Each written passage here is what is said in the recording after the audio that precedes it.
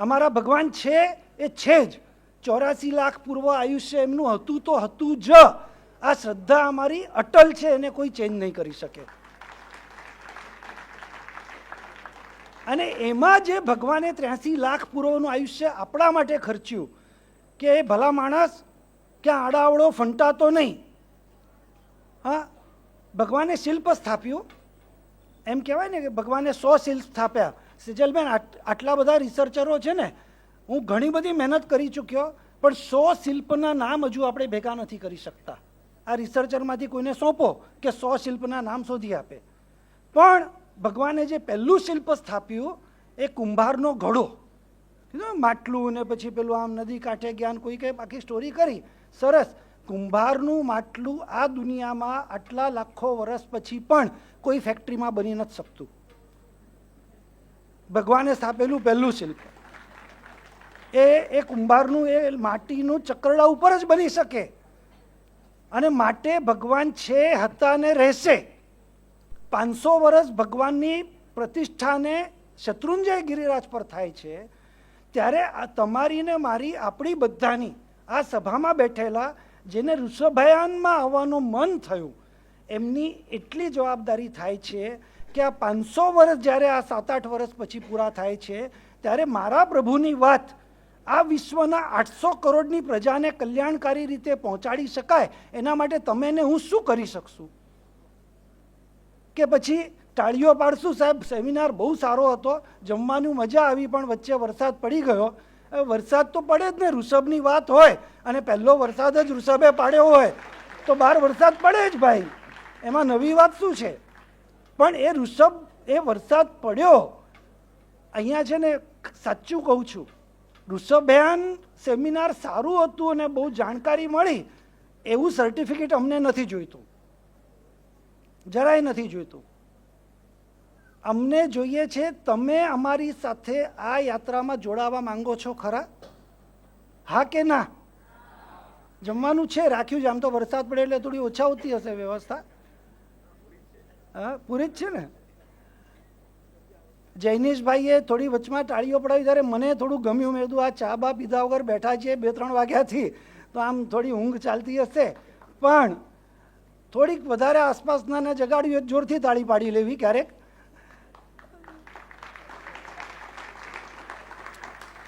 આપણી સામે આખી વિશ્વની પ્રજા એ હિંસાના લહેરમાં ઝપટાઈ ચૂકી છે. રોજ કરોડો અબોલ જીવોની હત્યા થાય છે, અકાળ મૃત્યુ થાય છે. આ દેશનું દુર્ભાગ્ય જુઓ, 35,10,000 જીવો આ વર્ષે કપાણા એક્સપોર્ટ માટે. ઋષભનું દેશ, જેને જીવન કીડીને નહીં, એણે અમીબા શોધી કાઢ્યો, એણે વાયરસ શોધી કાઢ્યું, ભગવાને. મને ખ્યાલ છે કે કોરોના આવ્યો ને એ વખતે 2500 વર્ષ પહેલાં શાસ્ત્રોમાં કોરોનાનો ઉપાય શું છે એનું એક સરસ આર્ટિકલ બનવા કાળે એવું બન્યું કે જે એટેચમેન્ટ હતું, મેં લેટર લખ્યો ને સાથે એટેચમેન્ટ કર્યું, એટેચમેન્ટ પહોંચ્યું નહીં હોય. નીચે પત્રમાં તો ગુરુદેવના જ, ગુરુદેવ રામ વિહાર સુરતમાં હતા, નંબર એમનો હતો. તો એ નંબર ઉપર 2 દિવસ પછી સાહેબની ઓફિસમાંથી સંજય ભાવસારનો ફોન ગયો કે ગુરુદેવ આપનો પત્ર મળ્યો છે પણ એટેચમેન્ટ નથી. ત્યારે ગુરુદેવને મારી ઉપર વિશ્વાસ બેઠો કે આ ભાઈ આપણી વાત ઉપર સુધી પહોંચાડી તો શકે છે, એટેચમેન્ટ પહોંચે કે ના પહોંચે. પણ પછી એટેચમેન્ટ મળ્યું. મારો કહેવાનો તાત્પર્ય એ છે કે ભગવાનના શાસ્ત્રોની વાતોમાં એક વાતમાં આપણે બુદ્ધિ લગાડવાની બહુ જરૂર જ નથી. બુદ્ધિ તો એમની પાસે હતી, માટે તો એ તીર્થંકર થયા, એ કેવળ જ્ઞાની થયા. અને આપણને 24 તીર્થંકર એટલે આખી આ 24 સારી રીતે જીવી શકાય. જે ભગવાન ઋષભદેવે પ્રથમ તીર્થંકરે જે વસ્તુઓ કીધી, તમને કહું, આપણને બધાને એક વહેમ છે કે આપણે બધા અભણ છીએ, બરાબર ને? આપણને અંગ્રેજો આ શીખવાડ્યું કે આપણે બધા અભણ છીએ. માનો છો ને? આમાંથી બધા હાથ ઊંચા કરો માનતા હો તો, બરાબર ને? હા, આપણે અભણ છીએ.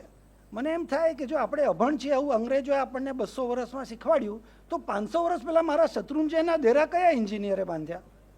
સિમ્પલ, બહુ 5000 વર્ષ કે 5 લાખ વર્ષ પાછળ નથી જવું. 1000 વર્ષ પહેલાંની હવેલીઓ કે રાજમહેલો બંધાણા કેવી રીતે? જે પેલા 6 મહિના સુધી રસોડા ચાલ્યા ને પેલા આપણા શાસ્ત્રો બળ્યા, જેમ હમણાં ગુરુદેવે કીધું ને કે કોઈએ કીધું કે આટલા બધા શાસ્ત્રો બળતા હતા, તો આ શાસ્ત્રો લખાણા કેવી રીતે? જો આપણે અભણ હતા તો. એટલે પહેલાં તો આપણા મગજમાં જે શ્રદ્ધાના સ્થાન ઉપર જે આવરણો ચડી ગયા છે ને અશ્રદ્ધાના, આજના ઋષભયાનનું કદાચ વાસ્તવિક જો કોઈ એમ કહેવાય ને કે મને કોઈ એમ કે રિઝલ્ટ શું, બધાને વિનંતી કરું છું કે શ્રદ્ધાનું આવરણ છે એના ઉપર પ્લાસ્ટિક કોટિંગ ચડી ગયું છે.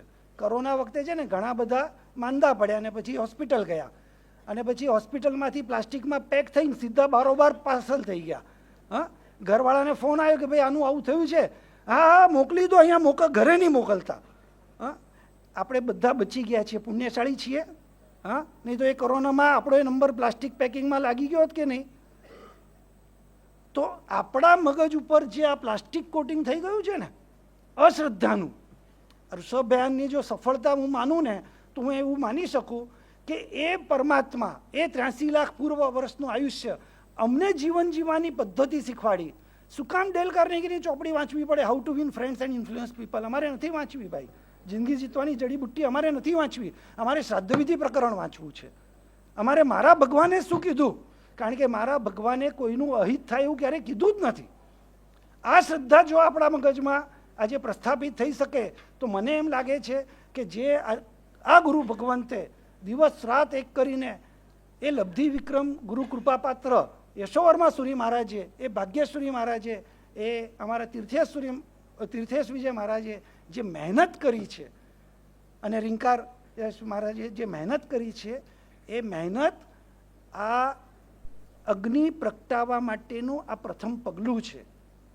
આપણા હૃદયની અંદર આ અગ્નિ પ્રગટે અને કાળ આપણો છે. જો પરમાત્મા ભાખીને ગયા છે, 2500 વર્ષનું ભસ્મગ્રહ આવવાનો હતો, આવી ગયો. ભગવાને કીધેલું કે 100 વર્ષ સુધી પૂંછડીઓ કાળ રહેશે, 2550 થઈ ગયા, હજુ 50 આપણી પેઢી નીકળી જશે, પણ 50 વર્ષ પછી 5000 વર્ષનો સુવર્ણકાળ શરૂ થાય છે, એવું મારા મહાવીર સ્વામી ભગવાને ભાખ્યું છે. તો મારા મહાવીર સ્વામી ભગવાન ઉપર મને શ્રદ્ધા હોય તો આવતા 5000 વર્ષના સુવર્ણકાળનું ખાતમુહૂર્ત આજે થઈ રહ્યું છે અને એ ખાતમુહૂર્તમાં એક એક પાવડો આપણે બધાએ કરવાનો છે. એ ખાતમુહૂર્ત કરશું ને એ સુવર્ણ અક્ષરે લખાશે કે દિનેશ હોલમાં બેઠેલા, ઋષભયાનમાં બેઠેલા ફલાણા ભાઈ કે ફલાણા બહેન એ આવા આ પ્રસંગે બેઠા હતા અને પોતાના મગજ ઉપર જે અશ્રદ્ધાનું આવરણ થયેલું એ દૂર કર્યું અને શ્રદ્ધાનું આવરણ શરૂ કર્યું. એના માટે આ પ્રયાસ છે. ગુરુદેવ, આ પ્રયાસ છે ને હકીકતમાં તો કેવી રીતે થાય ખબર છે? અમારે હમણાં ડિસેમ્બરમાં HSSF હિન્દુ સ્પિરિચ્યુઅલનો એક મોટો પ્રોગ્રામ છે, સર્વિસ ફેરનો. ગુરુદેવ, એન્ટ્રી ફી 25,000 રૂપિયા છે 2 દિવસની, જીઓમાં છે બોમ્બેમાં. આમાં જેને આવવું હોય ને એ 50,000થી ઓછા લેવાય જ નહીં, તો જ હખણા બેસે. 10 મિનિટ પછી ચા પીવાનું, 1 કલાક પછી શરબત પીવાનું, બાથરૂમ. 25,000 આપ્યા ને કોઈને બાથરૂમે ના આવે સાહેબ. પૈસાની જરૂર નથી, પણ આપણે છે ને દરેક વસ્તુમાં અમે છે ને પેલું ગૌ માતા રાજ્ય માતા એવું ગુજરાતનું, મહારાષ્ટ્રમાં હમણાં આપણે એ કામ કરાવ્યું, 50 રૂપિયા પ્રતિદિન પ્રતિ પશુ સબસિડી કરાવી. અહીંયા આવતીકાલે ગુજરાતના મુખ્યમંત્રી અમારા કાર્યક્રમમાં વિરમગામ પાંજરાપોળમાં આવી રહ્યા છે. એક 20 રૂપિયાનો બેચ બનાવ્યો છે, એની કોસ્ટ તો કંઈક 14 રૂપિયા જ છે. મને કે આપણે આ બધાને આપી દઈએ 1000-2000. મેં તો 20 રૂપિયાથી ઓછામાં નથી આપવો. અને ફ્રીમાં આપીએ ને પછી શું થાય ખબર છે? બીજા દિવસે ન મળે મારો બેટો. અને 20 રૂપિયા લીધા હોય ને તો એ 20 રૂપિયા એ ઘસાઈ જાય ને તો એ એકવાર પાછો આવે કે જરા ઘસાઈ ગયો છે, બદલી આપશો. એટલે આપણી માનસિકતા પૈસા સાથે આવી જોડાઈ ગઈ છે અને એમાં કંઈ વાંધો નથી. કોઈએ કીધું કે ભાઈ આર્થિક રીતે સંપન્ન હોવા જોઈએ, જૈનો હોવા જ જોઈએ સાહેબ, કારણ કે ઓછું પાપ કરતા હોય. હા, પ્રમાણમાં આપણે અપેક્ષા બીજાથી ઓછા પાપવાળા ખરા ને? હા, બરાબર ને? પ્રમાણમાં તો ઓછા પાપવાળા એટલે પુણ્યશાળી છીએ. પુણ્યશાળી છે એટલે આર્થિક સમૃદ્ધિ વધવાની જ છે. અમારે ત્યાં એક બીજો પ્રોબ્લેમ થયો છે ગુરુદેવ, પ્રમાણમાં સારું ખાઈએ, પ્રમાણમાં હોટલમાં ઓછું ખાઈએ, નોનવેજ તો ન જ ખાઈએ, કંદમૂળ ન ખાઈએ, એટલે બુદ્ધિ કુશાગ્ર થઈ ગઈ છે, આમ થોડી તીક્ષ્ણ. અને તીક્ષ્ણ બુદ્ધિ થવાથી પ્રોબ્લેમ શું થયો છે ખબર છે? પછી કતલખાના સામે લડવા જવું હોય તો ટાઈમ નથી. હા, સમાજમાં કે સંસારમાં કંઈ ખોટું ચાલતું હોય તો લડવા જવાનો ટાઈમ નથી. પણ એક બુદ્ધિ કુશાગ્ર છે એટલે પછી લડવાનું ઘરમાં રાખીએ. સંઘમાં, ઉપાશ્રયમાં, દેરાસરમાં, ઘરમાં લડાઈ ચાલતી હોય, કારણ કે બુદ્ધિ તીક્ષ્ણ છે, ખાધું સારું છે. આમાં થાય ને પહેલી રોટલી ગાયને અપાતી અને છેલ્લી રોટલી કૂતરાને અપાતી. પહેલી ગાયને નથી અપાતી, છેલ્લી કૂતરાની અમે જ ખાઈ લઈએ છીએ. પછી ભૂંકવાનું તો ઘરમાં જ હોય ને. આ પરિસ્થિતિમાંથી બહાર નીકળવા માટેના ઋષભયાન છે. આ ઋષભયાનનો કોન્સેપ્ટ જો તમે સાચે સમજ્યા હો, જેટલા બેઠા છો એટલા, બાકી થોડાક સવારે પેલું આવે ને સ્નાત્રમાં સરસ આવે છે, નારી પેર્યા નિજ કુલવટ ધર્મી ધર્મ સખાઈ, કોઈ ગુરુદેવને સારું લગાડવા માટે, કોઈક આમંત્રણ આવ્યું છે માટે, કોઈ કંઈક કુતૂહલ માટે. આ જેટલા અહીંયા બેઠા છે ને, આ બધા છે ને જૈનેશભાઈ, તમારું પેલું કયું છે લબ્ધિ વિક્રમ જનસેવા ટ્રસ્ટ, તમે 50 નહીં, આ 500 તમારી સાથે જોડાવા માંગે છે. હા, તાળીઓ પાડી લીધી ને. એન્ટ્રી ફી 1 લાખ રૂપિયા છે. હે ભાઈ, ફ્રીમાં નહીં. ખાલી 50 જણા આખા ભારતના 6.5 લાખ ગામડા, અને એના 6.5 લાખ ગામડામાં કેટલા જૈન તીર્થો છે, જૈન ઉપાશ્રયો છે, જૈન આ સ્થાપત્યો છે, આ 50 જણા કામ કરશે? ક્યારે કરી રહેશે? પોસિબલ છે? અને આપણી પાસે એટલી બધી જિંદગી, જેટલા થયા એટલા તો થવાના નથી, એ તો કોરોનાએ બતાવી દીધું. બરાબર છે? હા, બચ્યા છે. મને હમણાં એક ગુરુ ભગવાન સાથે બેઠો હતો ને, મને કે કોઈ શેઠિયા આવ્યા, એ શેઠિયાને પૂછ્યું કે કેટલા પેઢી સુધીનું આ પૈસા કમાઈ લીધા? કે સાહેબ આમ તો બહુ સારું થઈ ગયું છે આમ, અને હમણાં શેર બજારે સારો ટેકો આપી દીધો છે. તો કે તોય આમ, તો કે 3જી 4થી પેઢી સુધીનું તો થઈ ગયું છે, તો તોય હજુ મથો સવારથી સાંજ સુધી? તો સાહેબ આ મથવું તો પડે ને સાહેબ, આમ સંસારમાં છીએ તો એમ. તો કે એમ સાહેબ તમારી 5મી પેઢી 6ઠ્ઠી પેઢી બધા ડોબા પાકવાના છે, તે હજુ મથ્યા જ કરો છો.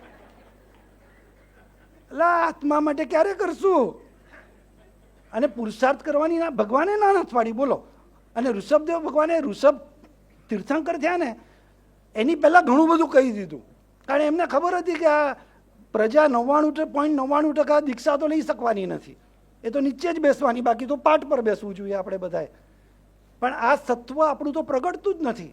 તો આ સત્વ નથી પ્રગટતું તો પછી આપણે નીચે બેઠા પછી પણ કર્મ નિર્જરાના હજારો માર્ગ છે, અનંત યોગે મોક્ષ છે. અને જો અનંત યોગે મોક્ષ લેવો હોય, ઋષભયાનને સફળ બનાવવું હોય, તો આ બધાને વિનંતી કરું છું, આ વિશ્વની આપણે છે ને, આપણને બહુ સરસ આદત છે. કોઈએ કીધું ને ભાઈ વોટ્સઅપ, ઘણાના જે અંગૂઠા ઘસાઈ ગયા છે આ મોબાઈલ ચલાવીને. આધાર કાર્ડમાં લગાવે તો ચાલતો નથી, હવે અંગૂઠો નથી ચાલતો. ભારતના પ્રધાનમંત્રીએ કીધું કે ઓસતન 6 કલાક 30 મિનિટ આપણે સ્ક્રીન ટાઈમ પર છીએ ભારતીય લોકો. બોલો, રેલવે સ્ટેશન ઉપર, ટ્રેનમાં, ફ્લાઇટમાં કોઈની સાથે વાત જ નથી કરતું. બાજુમાં બેઠાલા સાથે દોસ્તી નથી બાંધતું, બધા મોબાઈલ પર ફ્રેન્ડ બને છે. બાજુમાં બેઠાલો હોય જોતો હોય કે એક ભિખારી આમ આવ્યો ને કાચ પર, પેલી બેને કીધું આ ભાઈ તો જોયેલા છે કે આપણે મોબાઈલ ફ્રેન્ડ છીએ, લે તારી. અને મોબાઈલ એવું દૂષણ થઈ ગયું છે કે આમ, મને ખબર છે સેજલબેને મને નથી કીધું કે તમે જલ્દી પૂરું કરજો, પણ હું કરી દઈશ ટાઈમસર જ. હા, 5:11 થઈ ગઈ છે, સૂર્યાસ્તનો ટાઈમ છે, 1 કલાક છે સાહેબ, 60 મિનિટ છે. અમે બધા 6 મિનિટમાં વાપરી લઈએ એમાં એના છીએ. હા, નહીં વાપરીએ ને તો આમ ઋષભયાનમાં આવી છે મજા. અને હવે આ બધા કાર્યકર્તાઓ છે, એટલે કાર્યકર્તાઓ તો હવે એક ટંક ન ખાય તો શું ફરક પડે? હા, સાંજે રાત્રે ગેસ નહીં થાય, પાછું આ બહાર ખાવાનું એવું કડક છે ને, વરસાદમાં ન ખાઈએ ચાલે એવું છે. આ મોબાઈલની આદત એટલી ખરાબ છે સાહેબ. નાનું બાળક જન્મ્યું હોય ને ઘરમાં, તો માતા શું કરે, બહાર લઈ જવાનું તો ડાયપર પહેરાવે, પછી દર અડધો કલાકે ચેક કરે કંઈ આવ્યું નથી ને. અમારે મોબાઈલમાં સેમ આદત થઈ, દર 15 મિનિટે ચેક કરીએ કંઈ આવ્યું છે, કંઈ આવ્યું છે, પણ કંઈ આવતું નથી આમાં. એકના ઘરનો કચરો બીજાના ઘરમાં ઠલાવવા સિવાય કંઈ આવતું જ નથી. ભાઈ આ મોબાઈલમાંથી આમાંથી નીકળી મને આજે છે ને, આજે આપણે રેઝોલ્યુશન પાસ કરવું છે. 500 વર્ષ પહેલાં પોપ પોલે નક્કી કર્યું કે અડધું વિશ્વ સ્પેનિયાર્ડનું અને અડધું પોર્તુગલનું, એના બાપનું હતું. તો આમ કરી દીધું કે અડધું તારું અડધું તારું. 2 છોકરા હતા કે એના. આજે આપણે રેઝોલ્યુશન પાસ કરવું છે, બધાએ આંગળી ઊંચી કરવાની છે. આ આખું વિશ્વ એ મારા ઋષભનું છે, બોલો હા કે નહીં? આ આખું વિશ્વ એ મારા ઋષભનું છે, અને આખું વિશ્વ મારા ઋષભે ચિંધેલ્યા માર્ગે ચાલે એના માટે હું પુરુષાર્થ કરીશ. બોલો, કરશો બધા? બધાની આંગળી ઊંચી નથી થતી. આમ થોડા ડરીને કરે છે કે ભાઈ આમાં ક્યાંક ફસાઈ જશું, ભાઈ જેનીશભાઈ કે કોઈ ફોટો પાડી લે ને કે ભાઈ આ બધા આપણા કાર્યકર્તા બની ગયા. આ 500 વર્ષ, આ જે 8 વર્ષ હવે આપણા હાથમાં છે ને, બહુ ક્રુશિયલ છે. ભગવાનને 100 પુત્ર અને 2 પુત્રી. ભગવાનના પુત્ર ભરત ચક્રવર્તીને કેટલા પુત્રો હતા? કોઈને ખબર નથી. 3.5 કરોડ પુત્રો, 3.5 કરોડ, 1,82,000 પત્નીઓ. એટલે હું તમને કહેતો નથી આવું બધું કરજો એમ, પણ તો વાત છે. આપણે 4 પત્નીના 40 છોકરા સામે ટક્કર ઝીલી શકીએ એમ જ નથી. જો સાન ઠેકાણે ના આવી તો આપણા ઘરવાળીને કે આપણા પત્નીને કે આપણા પુત્રને પુત્રવધૂને કાંઈ સમજાઈ શકીએ એમ જ નથી. બેટા એકથી વધારે કરે એવું કહી નથી શકતા ઘરમાં. હા, અને પછી કહીએ મારે ધર્મની, હું શાસન રક્ષક. શેનો શાસન રક્ષક? ઘરની તો રક્ષા કર ભાઈ. એ નથી કરી શકવાનો. બાજુવાળો આવીને કહી દેશે ને કે ચાલ એ બિલ્ડિંગમાં એકાદ જણે બી એવા કોઈએ ફ્લેટ લીધો ને તો નીચે નવરાત્રિએ નથી રમવા દેતા. હમણાં જોયો હશે કોઈએ વિડીયો બધો. તાકાત શાસન રક્ષાની રાખવી હોય તો ધર્મ, અર્થ, કામ, મોક્ષ, આ ચારેયના ચોકઠાની વચ્ચે આ પ્રભુના શાસનની સુરક્ષા, એ 64 કળા. આપણે અભણ, અરે મારા ભગવાને મારી દીકરીઓ માટે, બ્રાહ્મી માટે, મને કીધું ને સાહેબે, લિપિ અને સુંદરી માટે ગણિત 64 કળા શીખવાડી. 64. આમ સાહેબ એક ઉપાશ્રયમાં એવું, તમે ઉપાશ્રય નામ જ મત આપો સાહેબ, આ નામ જ ખોટું છે. તમારા માટે બન્યું હોય તમે રહી જ ન શકો. તમારા માટે બનાવેલી ગોચરી તમે વાપરી ન શકો. તમારે એને જૈન ભવન નામ આપી દો. અને પછી છે ને, જ્યારે તમે ચોમાસામાં તમે કોઈ ગુરુ ભગવાન તો ના હો, ત્યારે અમારી દીકરીઓને 64 કળા અમે ત્યાં શીખવાડી શકીએ. કોઈ સ્કૂલમાં તો આ શીખવાડવાના નથી. પુરુષોની 72 કળા અમે આ જૈન ભવનમાં શીખવાડી શકીએ. કોઈ સ્કૂલમાં તો શીખવાડવાના જ નથી. પેલા કોઈએ કીધું ને, દરેક દેરાસર એની સાથે જિનાલય ત્યાં વિદ્યાલય. અમારું જૈન ભવન એ જ અમારું વિદ્યાલય. અને ત્યાં 64 કળાને 72 કળા શીખેલો હોય અને 100 શિલ્પ. હવે શોધશું, રિસર્ચરો બધા શોધજો ભાઈ આ 100 શિલ્પ છે ક્યાં. તો એ 100 શિલ્પ જો આપણે પ્રસ્થાપિત કરી શકીએ, આ વિશ્વને, આ વિશ્વમાં રોજના કપાતા લાખો અબોલ જીવોને આપણે સાતા આપી શકીએ એમ છે. 1 અબોલ જીવને સાતા આપીએ તો 1 સોનાનો મેરુ શિખર દાનમાં આપે જેટલું પુણ્ય મળે છે. તો અબોલ જીવો, હજારો, લાખો, કરોડો કમોતે મરતા, આ મારા ભગવાનનું શાસન જો હૃદયમાં બેસી ગયું તો એ માણસ હિંસાથી દૂર થાય એમ છે. એ માણસ તમામ અનીતિ અનાચારોથી દૂર થાય એમ છે.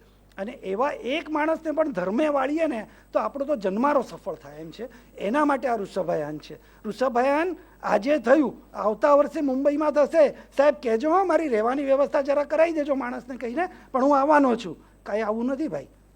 આખું વર્ષ કામ શું કર્યું એની રિપોર્ટ કાઢ આપ પહેલાં, પછી આવજે, ત્યાં બોલાવશું. હા, બાકી બહુ સારું હતું સાહેબ. આવતા વર્ષે બી આવું જ છે અમારે. અને અમારે થોડું એવું, આ દિનેશ હોલ લીધો ને, ભરાઈ તો જવો જ જોઈએ, એટલે થોડી મહેનત કરીએ. થોડા આવો વળશે કંઈ નહીં. આપણે બધાએ આ ઋષભયાનમાં, આ યજ્ઞમાં પોતાની 1 ચમચી ઘી આપી અને આ ઋષભયાનને વિશ્વ કલ્યાણ માટે લઈ જવું છે. જેના ન્યાય વિરુદ્ધ કંઈ બોલાયું તો મિચ્છામિ દુક્કડમ.